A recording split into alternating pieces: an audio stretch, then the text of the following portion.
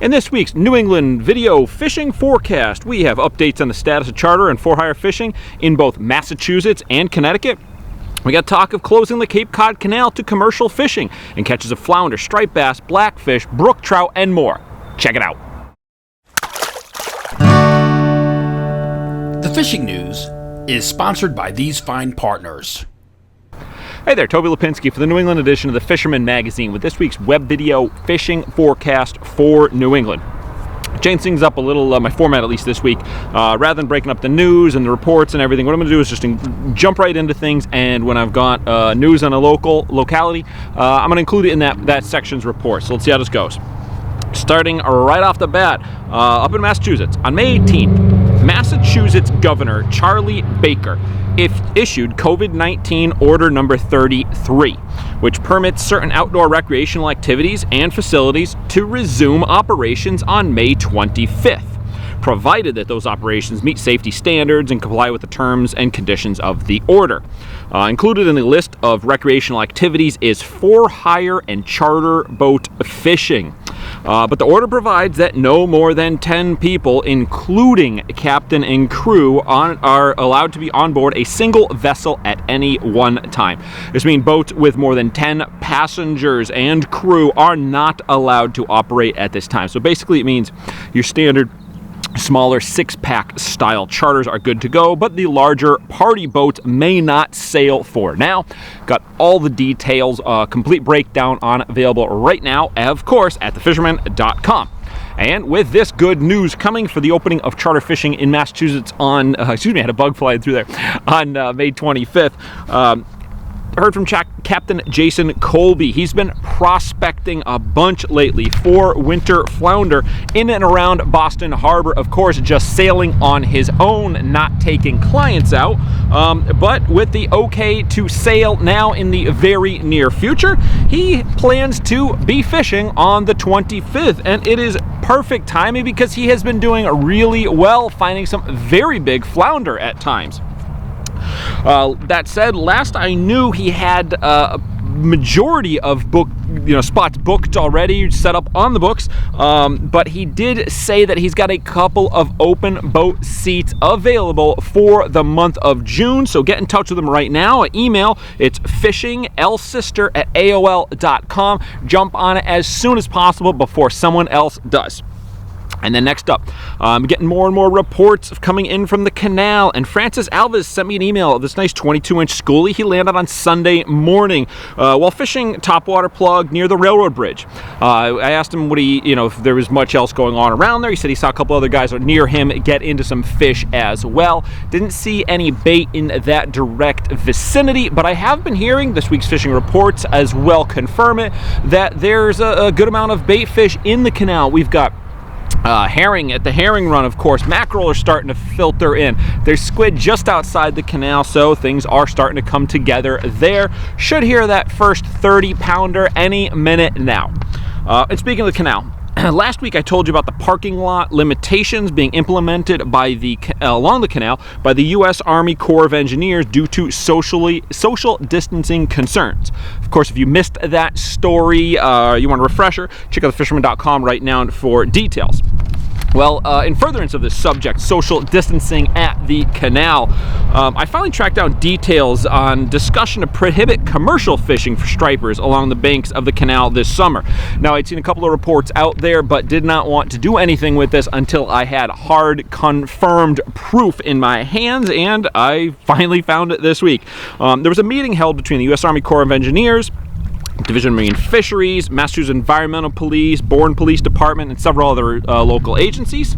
Now, as you know, the canal is primarily a shipping and transit corridor, but the adjacent property is used by the public.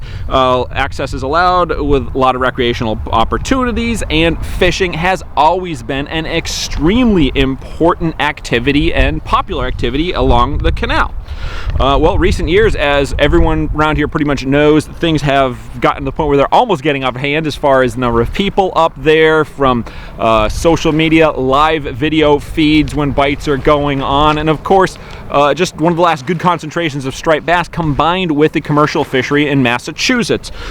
So if you're unaware, the Army Corps of Engineers Rangers are the ones that actually patrol the canal. They're allowed to enforce the park rules, but they have no authority to address related commercial and recreational fisheries violations. That means if they come across something, a suspicion of some sort of a violation, they've got to get the police involved. Environmental cops must be called.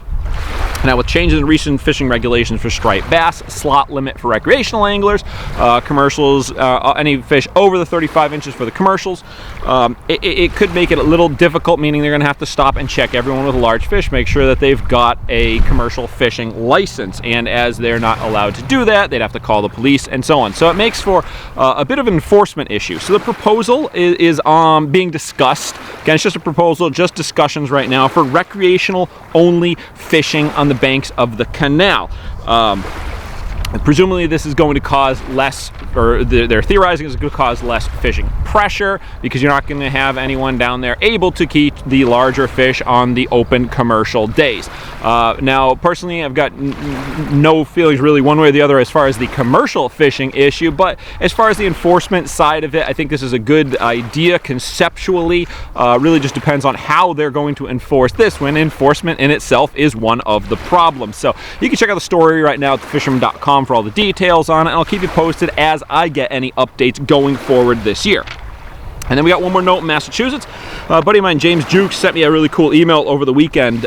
He's always fishing with his buddy Clayton, and they put a little challenge together between them to see what they could do as far as catching in one day 3 different species, who could do it first under 3 totally different scenarios. Well, Clayton absolutely crushed the challenge, according to James. First off, started off in the morning, got a striped bass down around the mouth outside of the Merrimack River. His first striped bass of the year. Not a really big fish, but nonetheless his first fish on the books, so that's pretty cool. Well, then he went upriver a little bit. And before long, he got into a really good bite of carp. Banged a bunch of big carp. From there, took a little break, went upriver even further, and got his American shad. So that's 3 different species, 3 totally different tactics, all in one day. Really cool. Let's see if anyone else out there can do something like this. Of course, send me the pictures, and I will mention it or add it into an upcoming video report. Moving on down into Rhode Island next. Heard from Yamar Puello. He sent me an email over the weekend as he went fishing with his son Mike, as well as his buddy Al in Narragansett Bay, and they were targeting blackfish. Well, they had a bunch of short fish throughout the day. They also had a couple of keepers to, they kept busy on the shorts, had a couple of keepers peppered in. Started off, we got Mike with a nice 18-inch white chinner, which they took home. Nice fish right there. And Yamar followed up. He got a 17-inch female, of course, release. He said it was full of eggs, so he let that one go. Awesome. Congrats there. And thank you for putting that female back in. But it wasn't just blackfish that they got on the day. While they were jumping on the green crabs, Al landed a nice 20-inch striped bass that jumped on the crab bait. I mean, I've caught striped bass, I've caught obviously blackfish, sea bass, porgies, a little bit of everything. Everything eats the crabs down there, so you never know what that next drop is going to be, especially with the jigs. Get a good variety in that scenario. Steigercraft boats, built by people who fish our waters. Serious anglers choose Steigercraft for their 40 years of boat building experience right here in the Northeast and Mid-Atlantic. Visit steigercraft.com for a dealer near you. I got a couple of questions this week as far as the status, since I'm referencing for hires in Rhode Island. As far as I've got information on right now, for hires may sail. However, limitations mean everyone on the boat has either got to be a Rhode Island state resident, obviously showing no signs of fever, COVID, any sickness, something like that, or if you're from out of state, you got to quarantine for 14 days before you go on the boat. So very limited there, but Rhode Island for hires can sail. Anyone out of state, of course, I go to the beach in Rhode Island all the time. A lot of my friends do. And unfortunately for now, we still would be subject to the 14-day quarantine. So there's no out-of-state entrance into Rhode Island at this time. But of course, things are changing day to day. So who knows? By the time you're actually watching this video, that might have been updated. Of course, I will let you know. But for now, that's what we've got in Rhode Island. We're going to finish up in Connecticut. We got another update on charter and for-hire fishing, as on Tuesday, May 19th, Connecticut Governor Ned Lamont issued Executive Order number 7PP. Now, among other things in the order, it reopened for-hire fishing in Connecticut, but it included a limit of 5 passengers per vessel allowed. And I'm still trying to verify whether this is 5 total bodies on the boat, or if it could be captain, mate, and 5 clients. I'm working on that, trying to verify. Obviously, double check yourself before you head out. If I haven't been able to get you an update at thefisherman.com in the news story by the time you're going out. Much like in Massachusetts, this means that only smaller boats are going to be able to sail. Your party boats, unfortunately, for the time being, cannot sail. And further in the order, it actually has them locked out for now until June 20th. So again, check out the story posted right now at thefisherman.com. As you can see, got the Connecticut River behind me here. I stopped by River's End Tackle in Old Saybrook over the weekend. I wanted to talk to Joe, catch up on what was going on, see if he had any word on the local bite. And right off the bat, we started talking about all the bunker that he's been hearing about. I've run into it a couple of times out in the surf myself. They're everywhere. All the boats out here are starting to run into them along the ocean. The only complaint, if there is one, is that nobody's really finding any better fish on them just yet. But there's some decent bass up the tidal rivers still, and Chris Sages sent me an email. He's been doing really well on the rivers fishing. He said just about every single night he's been getting out. He's been using smaller, lighter weight jig heads and 6-inch paddle tails, getting most of the fish. Every outing's got a couple of fish right around or even just above 40 inches, with plenty of fish 30, 34, 36-inch class being found. He also noted that they are all super fat and super healthy, which is no surprise as the herring are running right now, so they've got a great food source going. I am hearing generally more of the fish are moving lower in the river, at least down in the Housatonic. The Connecticut here, there's still some pretty good fish all the way up to and past Hartford, but over on the Hoosie, that run, for whatever reason, does seem to be dropping down further or closer to the mouth of the river for now. And switching over to freshwater things to finish it off this week, Roy Davidson sent me an email with a trout report as his son, Shane, stopped by his house, fished a small stream in southeast Connecticut last week with the fly rod. Now, he said the outing was very successful as Shane caught and released 8 brook trout and 3 browns for his effort. Now, I gotta say, I am super jealous of that. I was actually out just before I did this report here today, and I swung and missed on 2 or 3 fish, but did not land anything, but nonetheless, was out there trying. It's been a lot of fun. Congrats, Shane, on the nice catch.